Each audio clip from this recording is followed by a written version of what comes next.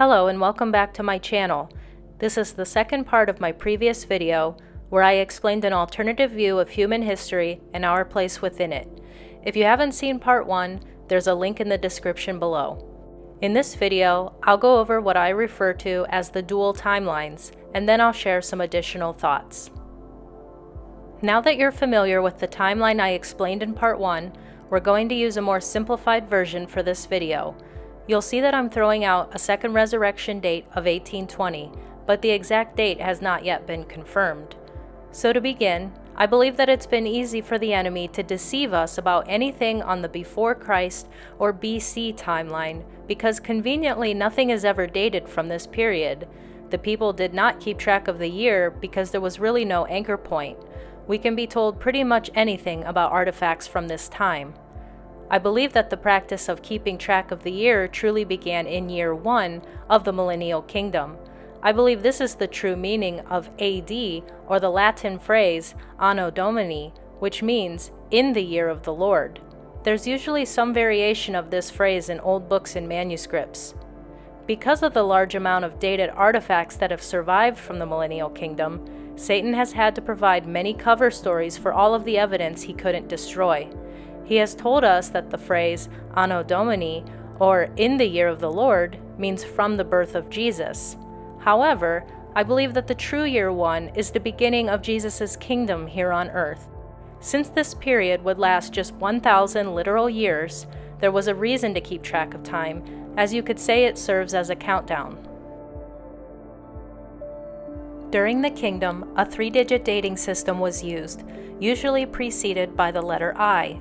It is believed that this letter I stands for Isus or Jesus, which means Jesus in Greek and Latin.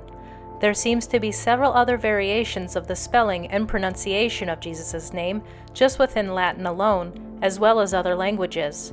Sometimes there are other characters that precede the 3-digit date, such as a J or lowercase I, as well as unfamiliar characters that may be derived from Greek, Aramaic, or Hebrew. One of the best ways I've found for finding examples of a non-numeric character in the year is by looking at genuine coins that have survived from the millennial kingdom. Here we have a coin that we would be told is from the year 1621. However, we see that the character in the first digit is different from the numeral 1 in the last digit, and therefore we can conclude that the first digit is not a numeral 1. Here we have another coin that we would be told is from the year 1700, but obviously the character in the first digit does not resemble a numeral 1, and there is a large space separating it from the 3-digit year. We can deduce that this coin is not from 1700, but the year 700 of the kingdom. Here we have another more subtle example, but we can see that the relief of the letter I in the date is more refined and congruent with the other letters, while the numerals are more consistent with each other.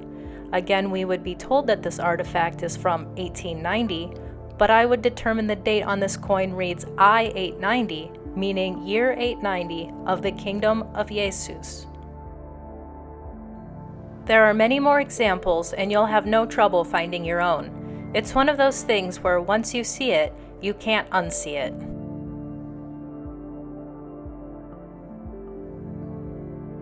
Dating coins and other artifacts can be tricky, because beginning around the so-called 1800s, we begin to see artifacts that have been created by the enemy with a genuine numeral 1 in the first digit of the date.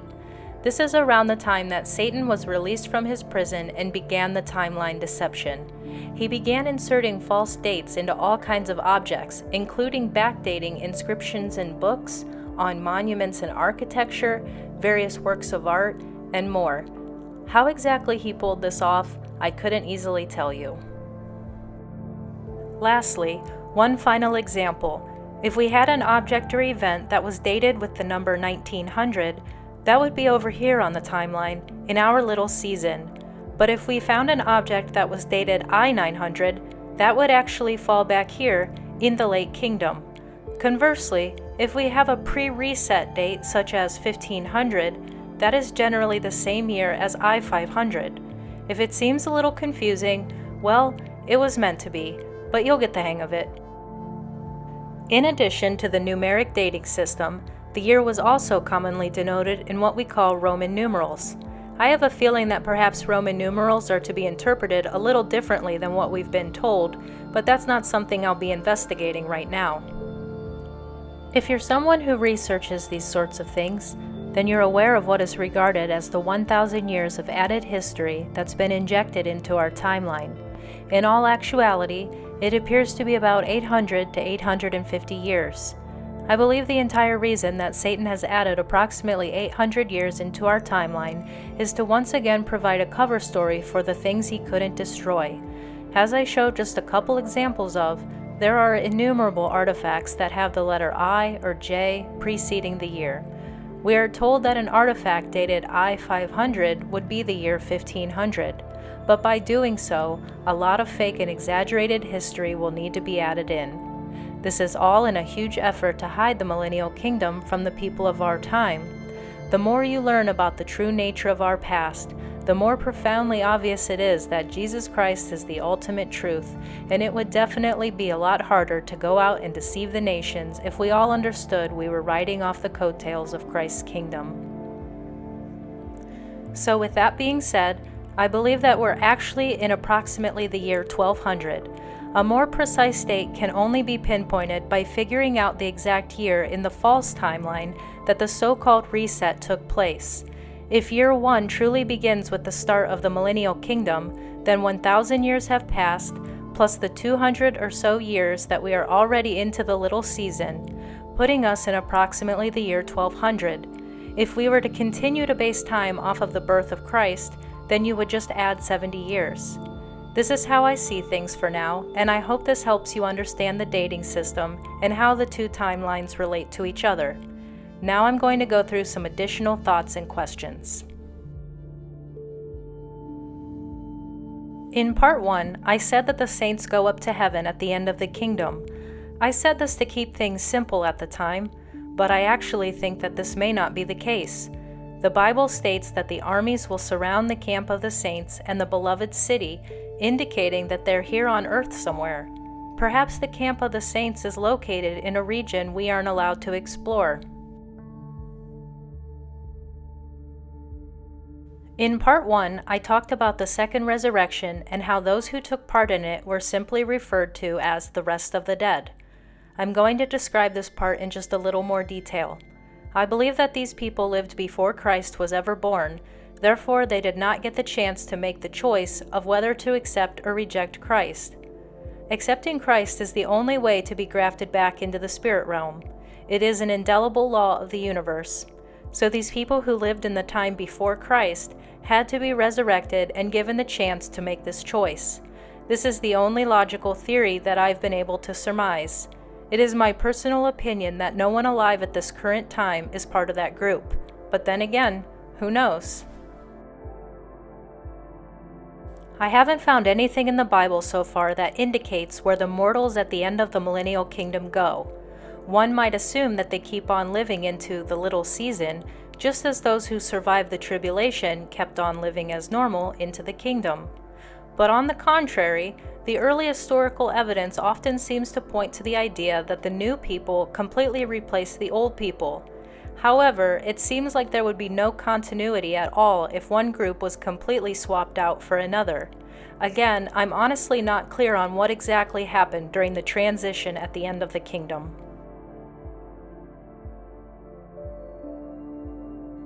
As we re-examine this period in time, I know that many Protestants will take issue with the depiction of the Catholic Church and the iconography associated with it.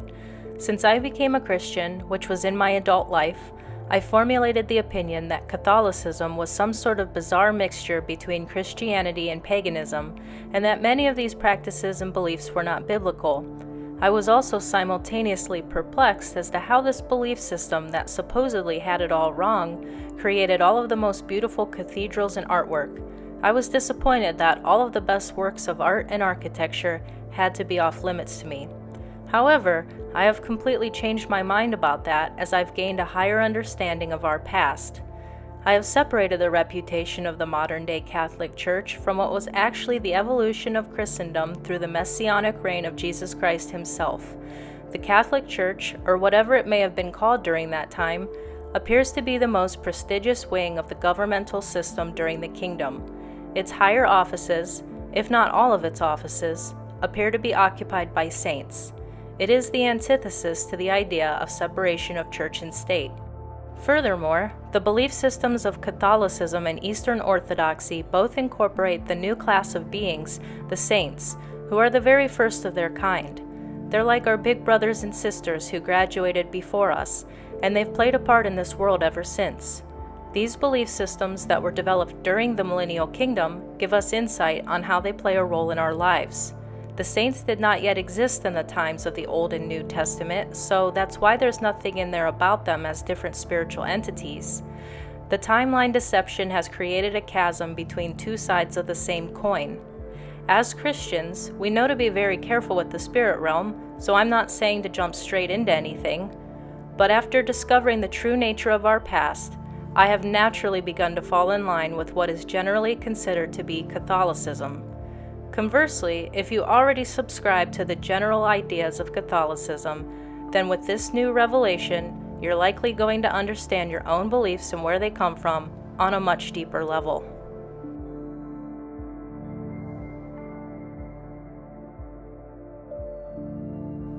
You will see that the Millennial Kingdom is rife with symbolism that you may find off-putting.